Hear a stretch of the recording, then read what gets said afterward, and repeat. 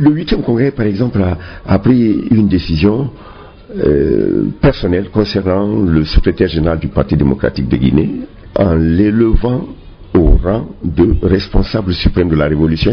Avant le 8e congrès, c'est-à-dire que la période qui a précédé immédiatement, il y avait une tension au niveau de la direction nationale du parti. Il y avait des velléités des gens tels que Ismaël Touré qui étaient pratiquement, c'était même injurieux à la limite. C'est un problème qui nous a préoccupés. D'autant plus que, étant le demi-frère du président Ahmed Sékou Touré, les gens s'étonnaient.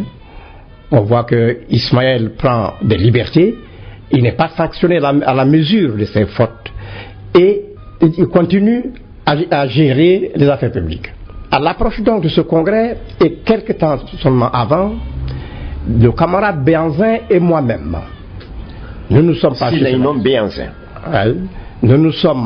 penchés sur la question, on a cherché vainement une solution pratique à ce problème, à ce conflit interne. C'est qu'il a pris son frère, qui était un véritable néocolonialiste, qui était vraiment un contre-révolutionnaire, c'est-à-dire Ismaël Touré, et pour mettre à la tête du camp Boiro, pour ramasser les gens. Et Ismaël Touré ramassait tous ceux qui étaient des sécoutouristes, comme j'enseignais aux étudiants, n'est-ce pas? Jusque dans le régime de Sékou Touré lui-même était en passe de faire arrêter Ismaël Touré, qui était du camp des capitalistes, des impérialistes américains, n'est-ce pas, en Guinée, étant donné qu'il était le ministre d'État chargé de l'économie nationale. Donc, lui, il voulait que Sékou Touré disparaisse et les Américains lui avaient proposé de le mettre à la place de la succession de son frère. C'était comme c'est la politique traditionnelle des Américains. Des super ministres comme Ismaël Touré se permettaient de changer de voiture tous les ans. Alors on a essayé de critiquer ça à un conseil national de la révolution. C'est-à-dire on a pris de court les autorités parce qu'on ne leur avait pas montré notre discours au début.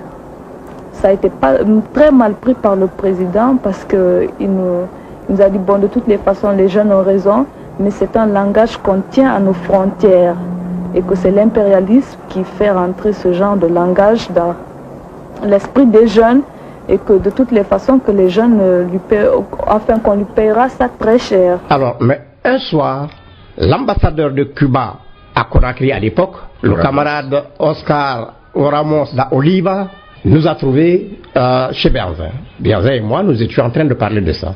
Nous n'avons pas arrêté la discussion parce que c'est un camarade auquel nous avons entièrement confiance et jusqu'à l'heure où je suis, je lui fais totalement confiance.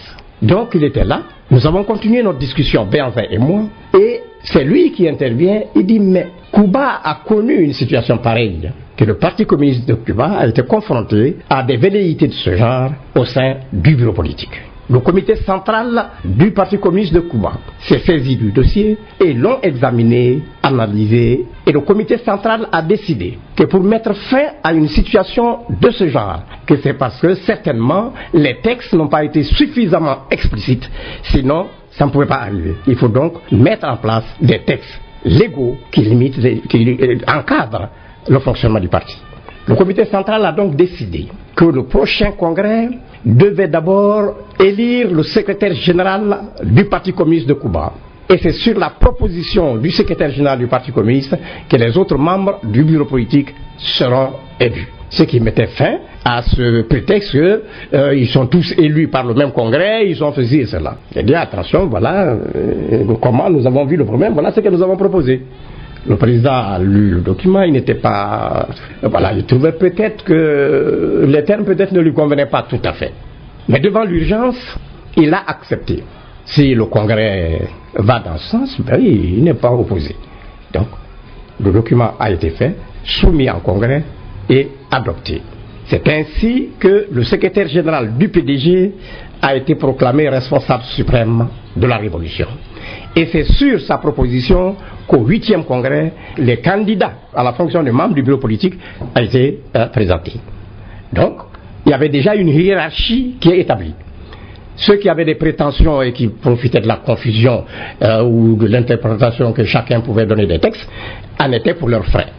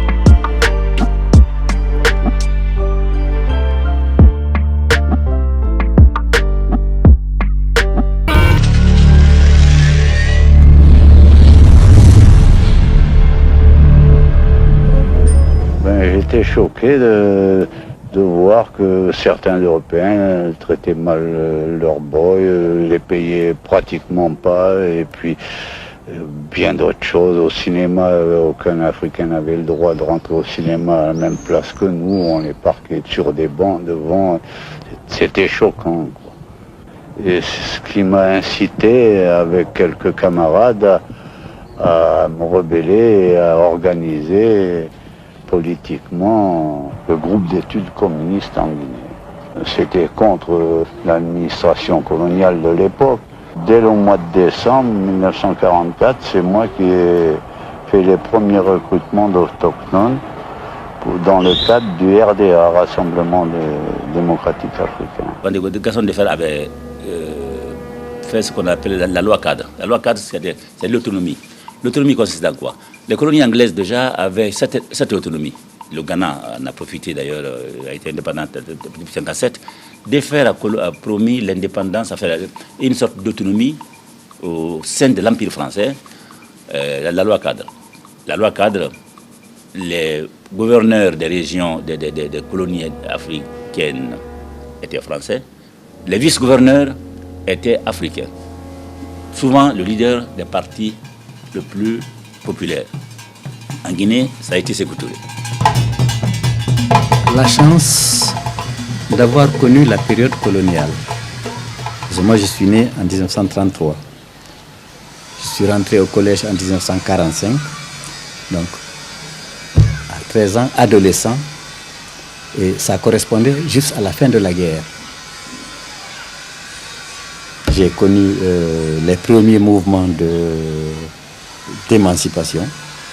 J'ai connu les luttes, la création, la fin des travaux forcés, la période où les citoyens, les sujets coloniaux ont été érigés en citoyens français.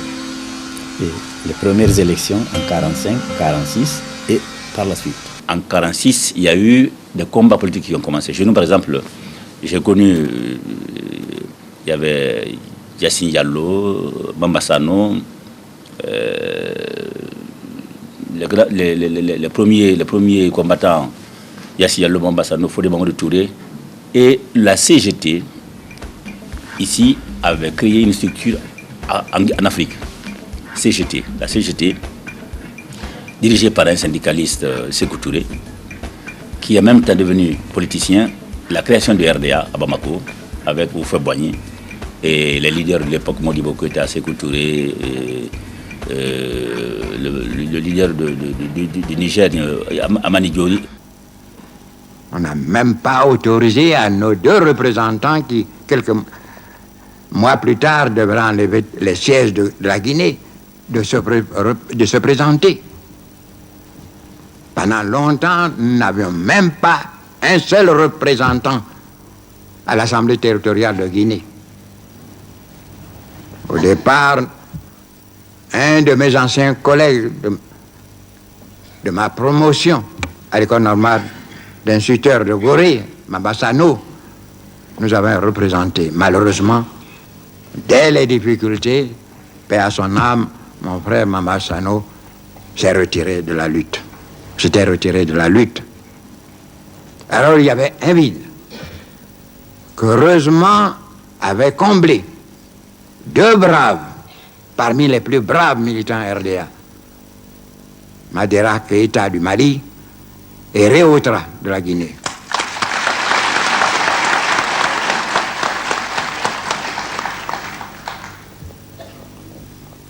Le pouvoir colonial ne s'est pas embarrassé. Il les a mutés purement et simplement au Dahomey, aujourd'hui Bénin. Et c'est grâce à eux, Madera Keïta et Réautra, que nous avons pu créer la section territoriale du RDA du Bénin. Bénin. La section territoriale de Guinée, c'est le Parti démocratique de Guinée, section guinéenne du Rassemblement démocratique africain, va avoir à sa tête au départ un Malien d'origine. C'est-à-dire, si on devait parler en termes d'État de maintenant, un Soudanais du nom de Madera Keïta. Sékou Touré est un des militants syndicalistes très actifs, qui n'est pas allé loin dans les études, mais qui a eu une formation syndicale très poussée par la CGT française. Et comme vous savez, le RDA s'est affilié au Parti communiste français à la fin de la guerre, ce qui a amené les autorités coloniales à les pourchasser dans les territoires, à les brimer, à les mettre pour la plupart en prison, ou en tout cas à les éloigner. Il y a eu des affectations, on a envoyé certains militants actifs loin de leur pays, dans un autre territoire. Et Sékou Touré est resté en Guinée. Le vide guinéen, comment le combler? Madera et Réautra partis. Nous avons recruté sur place des jeunes Guinéens vivant en Côte d'Ivoire et sous la direction d'un brave jeune Sénégalais, Diagne. Et avec l'appui d'un chef de canton de la frontière guinéenne pour installer une tête de pont en Guinée.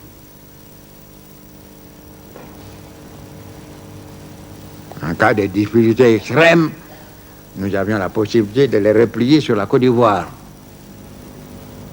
Mais le grand pays restait vide. La Guinée n'avait pas de carte du parti.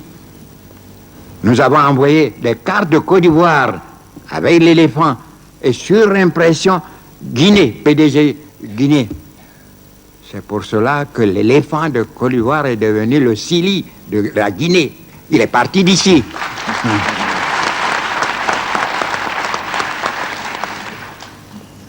Alors, un beau jour, on m'a appris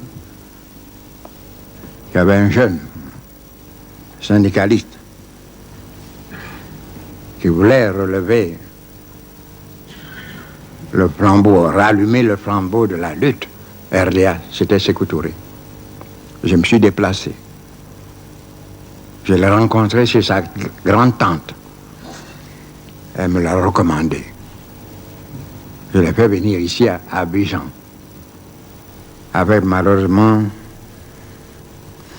je dis malheureusement parce qu'il son propre cousin, le petit Touré, époux de ma propre nièce. Et voilà comment faire revivre, après le départ de Madera et de Réautra, notre section territoriale de Guinée. Pas un seul membre du RDA à l'Assemblée territoriale de Guinée. La lutte en Guinée, ce n'était pas une lutte contre la colonisation, c'était une lutte contre le RDA. Et l'astuce, pour toujours dans la singularité guinéenne, c'est que le PDG RDA de Guinée va profiter de cette période pour mettre fin à un relais important de la colonisation, qui étaient les chefs traditionnels. En supprimant les chefferies traditionnelles, il va couper l'herbe sous les pieds de l'administration coloniale qui n'avait plus de relais au niveau des groupements. C'est un pays assez singulier dans tous les sens du terme, parce que la Guinée est un des territoires qui a été conquis par les armes et non par un traité de connivence avec des chefs locaux. Il y a une forte résistance et au Fouta et en Haute-Guinée.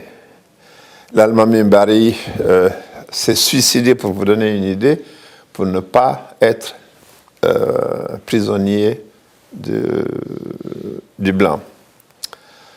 L'Almami Samori, pour ce qui concerne la Haute-Guinée, a été arrêté suite à une trahison et qui s'est également battu contre la France. La Guinée n'a été colonisée, n'est rentrée dans le giron qu'en 1901. En fait, la fin de la Samori a été arrêté le 29 septembre 1898. Mais les partis étaient des partis ethniques.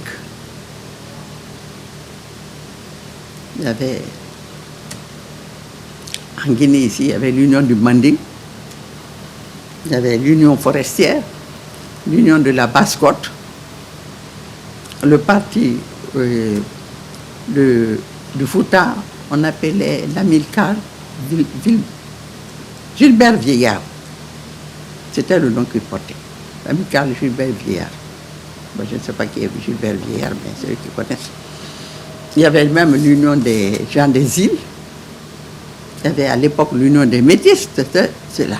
C'est pour vous donner une idée de cette résistance de ces populations qui étaient structurées, qui avaient une organisation avancée avec l'ensemble, parce que vous avez la structure sociale de base qui est la famille, élargie à un groupe ethnique qu'on appelait péjorativement des tribus. Ça n'en était pas, c'était des groupements ethniques qui obéissaient à des règles particulières et qui avaient eu la chance d'avoir été islamisés, ce qui va avoir aussi une autre importance, c'est-à-dire que la collusion entre nos traditions et les principes islamiques vont donner naissance à deux grands groupes que sont les Malinké et les Peuls d'aujourd'hui. Ce sont ces deux grands groupes qui ont imposé l'islam en Guinée.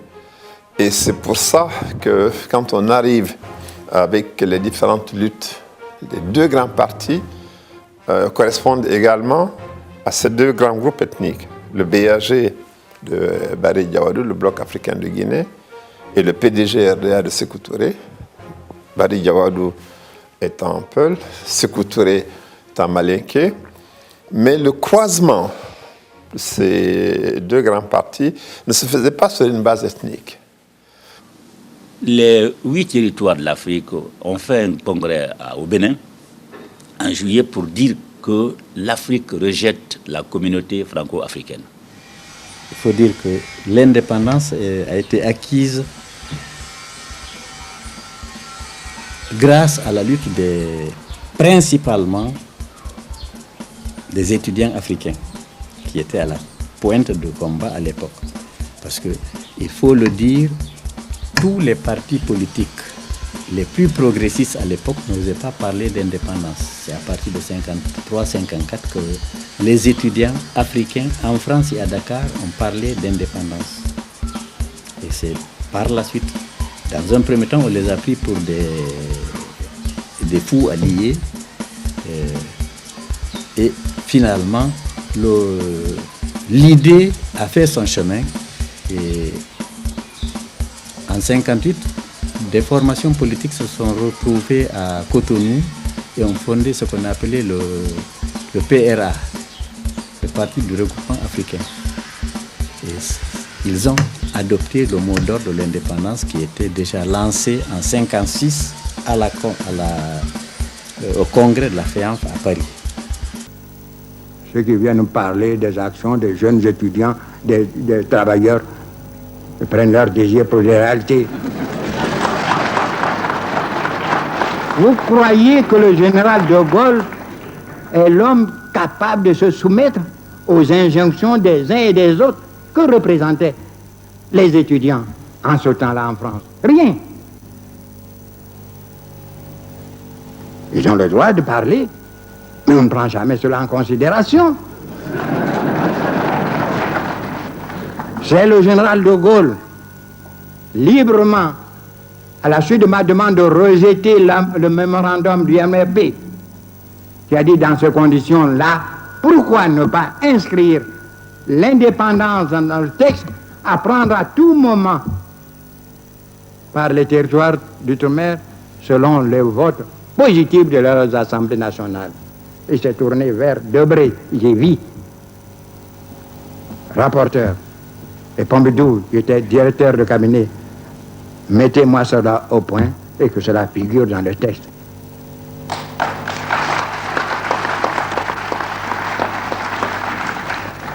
J'ai rencontré Feu Sékou Touré à Parana.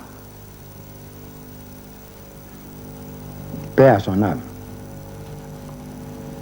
Quelques 6 ans avant sa mort. C'était les retrouvailles fraternelles. On peut nous entendre uniquement parce qu'il m'avait demandé l'extradition de 4 Guinéens, j'ai refusé. Mais néanmoins, nous avons tenu une réunion commune entre nos 2 directions.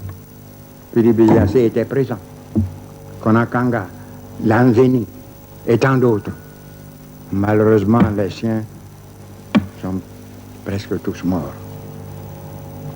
Mais j'ai posé la question à Sékou devant ceux-ci. Aujourd'hui, nous sommes en famille politique. Volontairement, je n'ai pas voulu diminuer l'auréole de gloire qu'on t'a attribué à la suite de ton vote négatif de 58. Mais je te pose une question devant tous. Est-ce que dans le texte, le mémorandum que tu as rédigé de concert avec Senghor et Gabriel Lisette, et qui m'a été soumis avant que vous nous le remettiez, toi à De Gaulle, Senghor à Debré et Lisette à moi, est-ce que cela comportait le mot indépendance?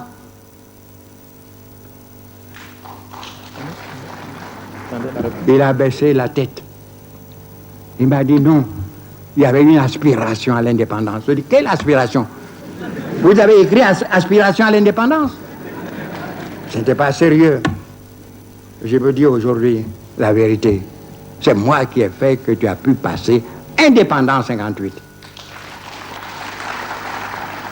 Si nous t'avions suivi, si nous avions rejeté la Constitution, et suivi en cela par des gens qui se seraient empressés pour nuire au général de Gaulle de nous imiter,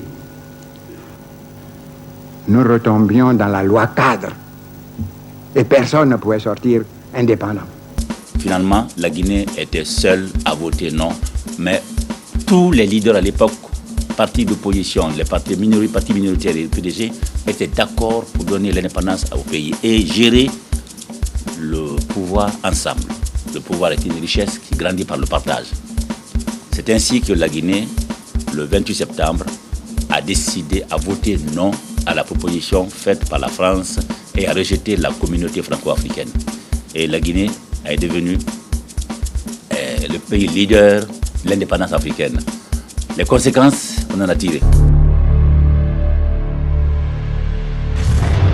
Il dit qu'il va créer un parti. Puisque la Constitution permettait de créer un parti, c'est écrit en bonne et due forme, tout citoyen pouvait créer un parti.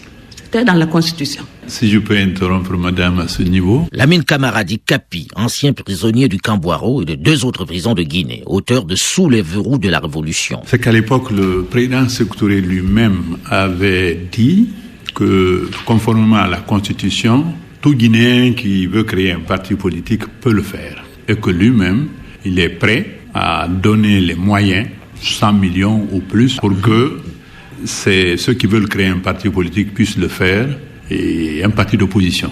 La seule condition qu'il avait posée à l'époque, et publiquement encore à la radio, c'était qu'il n'y ait pas de subside venant de l'extérieur. Donc je crois que M. Touré a pris à la lettre cette déclaration publique. Et a créé son parti. Le 14 octobre, il est allé déposer les statuts. Il les a distribués personnellement. Il est allé déposer les statuts au président Ahmed Sékou Touré. Alors quand il est sorti, le président a appelé Fodéba, parce que c'était en 65, pour lui dire « Ah, Fodé, Petit Touré a déposé les statuts de son parti, il veut créer un parti. » Il dit « Oui, président, et ce n'est pas vous seul qui avez reçu les statuts.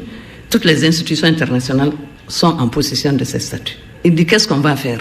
Il dit « Attendons de voir. » Donc quand il a dit ça, il a appelé maintenant le président de l'Assemblée nationale, Camara Damanta. Il a dit la même chose. Celui-là lui a demandé, qu'est-ce que vous voulez qu'on fasse? Il voulait qu'on l'arrête. Et Camara Damanta, au carrefour de Moussoudou, est allé l'interpeller. Il était sur le chemin de rentrer à la maison. C'est comme ça, et lui, et son chauffeur, et son griot se sont retrouvés au Cambaro.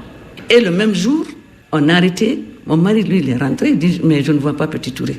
Il a attendu. Sa maman dit, il faut voir qu'est-ce qu'il est devenu. Il est parti. Je l'ai accompagné jusqu'à la voiture. Jusqu'à présent, je ne l'ai plus revu. Voilà. Vous savez que dans tous les régimes dictatoriaux, je dirais que il y a des camps, il y a des prisons. Alors le camp Boiro a été justement le sinistre camp Boiro. Nous, on l'appelle le camp de concentration parce que c'est un camp qui a été construit justement pour des raisons politiques et qui a, dans lequel a transité, je dirais, la majeure partie des prisonniers guinéens. Parce que soit ils y restaient, soit ils étaient en escale pour aller dans les autres camps qui étaient disséminés sur tout le territoire guinéen. En Guinée, la succession du président Sékou Touré ne s'annonce pas facile. Pour le moment, le Premier ministre assure l'intérim. Ahmed Sékou Touré, l'homme qui avait dit non au général de Gaulle, était au pouvoir depuis 25 ans. Il est mort subitement la nuit dernière aux États-Unis d'une rupture d'anévrisme. Gérard Pinson. Depuis 1958, il avait échappé à 5 attentats. Et pour lui, chaque complot justifiait un peu plus qu'il dirigeât son peuple avec autorité. On ne verra plus le célèbre calot blanc de Sékou Touré, ni son mouchoir immaculé qu'il agitait depuis 25 ans en signe de ralliement. Il se réclamait du marxisme-léninisme, mais prêchait avant tout l'indépendance nationale. Sur cette série de complots, il y a eu de faux complots, il y a eu de vrais complots.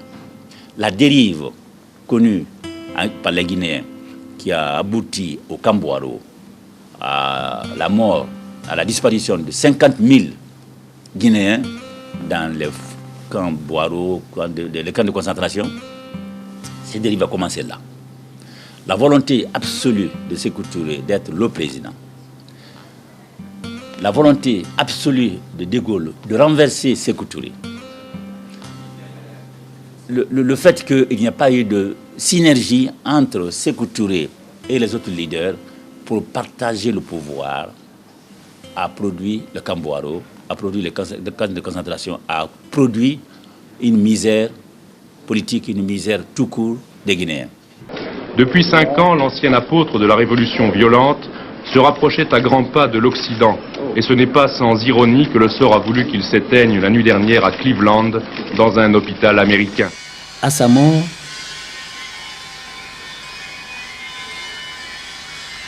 à l'intérieur du pays, la terreur était telle que pratiquement il était impossible de penser et d'agir. À l'extérieur, ceux qui étaient, de mon point de vue, n'ont pas été à la hauteur. Ça n'engage que moi. Parce qu'eux, à l'extérieur, ils n'avaient pas la terreur qui pesait sur eux. Et il pouvait donc réfléchir et faire des propositions. Ça n'a pas été le cas. À sa mort, il y avait un vide total. Et l'armée a pris le pouvoir. Et quelle armée? L'armée qui lui avait permis d'asseoir sa domination sur le pays. Les compagnons de mon mari, avec qui il a lutté pour libérer ce pays, après sa mort, on nous a arrêtés, on nous a mis en prison. Sa famille, ses compagnons, ses sœurs, ses pauvres sœurs étaient emprisonnés. Moi, à sa veuve, j'ai été emprisonné, ses enfants étaient emprisonnés, ses compagnons de lutte ont été emprisonnés. On a libéré quelques-uns, mais ils ont tué tous les principaux responsables. À l'époque du parti, 21 personnes. Nous, après notre sortie de prison, nous avons été exilés, involontairement même, si vous voulez. Parce que moi, j'ai fait 4 années de prison après la mort de mon mari. Pour quelle raison? Allez-y comprendre quelque chose. J'ai jamais eu à faire de politique. J'étais à côté de l'homme, c'est un fait. Mais, mon fils a fait 4 années de prison aussi. Lui, pendant l'agression, là, quand l'agression se passait, il avait 9 ans. Quelle responsabilité a-t-il d'avoir à ça? Quand on entend ça, c'est écœurant. Mais nous, on est d'accord que les enfants ne sont pas responsables des actes de leurs parents. Mais nous, à l'époque, nous, on était responsables des actes de nos parents. Puisqu'on était de 5e colonne, on était, beaucoup d'entre nous ont perdu leur bourse. Beaucoup d'entre nous ont quitté l'école. Beaucoup d'entre nous, il y en a qui ont fait la prison. Beaucoup d'entre nous ont été stigmatisés, énormément qui ont été rejetés. On a fait payer aux enfants le fait soi-disant que les parents étaient 5e colonne. Ils n'ont fait que ça. Aujourd'hui, elle peut se permettre de dire un mot sur cette période-là, comme si on ne vivait pas en Guinée, comme si elle n'a pas vécu en Guinée, comme si les gens n'ont pas vécu en Guinée. Je pense qu'il faut savoir raison garder souvent, mais il faut savoir limiter, il faut savoir avoir un peu de décence. C'est le conseil que je lui donne, un peu de décence. Mais également, nous avons conscience du fait que cette étape de l'indépendance est totalement terminée. Nous appartenons totalement aujourd'hui, ce qui fait que aujourd'hui, nous n'avons même plus, comme nos aînés pouvaient prétendre que oui, ce sont les colonialistes, ce sont les impérialistes, ce sont les étrangers, ce sont les Français, ce sont les Anglais qui sont responsables de ce que nous sommes en train de souffrir aujourd'hui. Notre retard s'explique aisément. Ils n'ont pas voulu faire les routes, ils n'ont pas voulu ouvrir l'école à tous. Tout ceci était un langage qui pouvait accrocher l'observateur hier. Mais aujourd'hui, après avoir remercié les pionniers, les devanciers, nous faisons aujourd'hui face à nous-mêmes. Nous avons nous-mêmes à prendre part à la construction de ce monde, mais à partir de nos valeurs. Et c'est là que se trouvent les grandes équations. Donc je suis très satisfait de mon séjour en France, des entretiens que j'ai eus et surtout de la détermination du président français à accompagner la démocratie en Guinée pour que cette démocratie soit irréversible. Nous avons pris des mesures très courageuses, mais nous avons des difficultés passagères parce que les conditions de vie du peuple sont assez difficiles. Or, on ne mange pas la démocratie. Si la démocratie ne donne pas satisfaction au peuple, on peut tourner le dos. Donc nous comptons sur la France pour nous aider à passer ce cap difficile en attendant que nous ayons fini notre code minier pour négocier avec le système minier.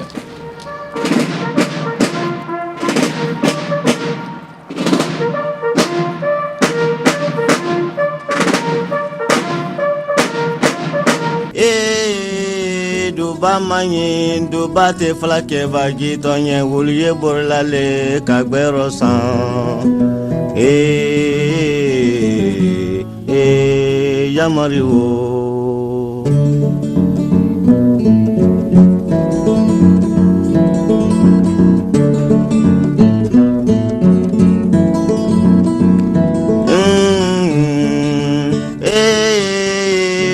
manyi duba te flake vagi tonye wuluye borlale kagbero san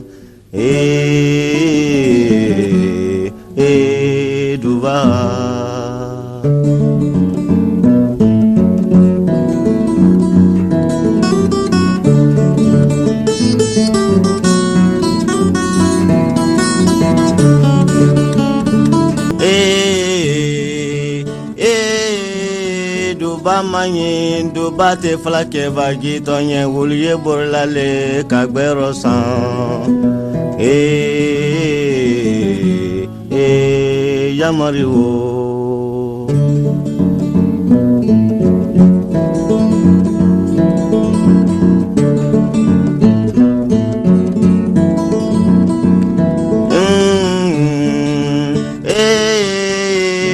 manyi duba te flake vagi tonye wuluye borlale kagbero san duba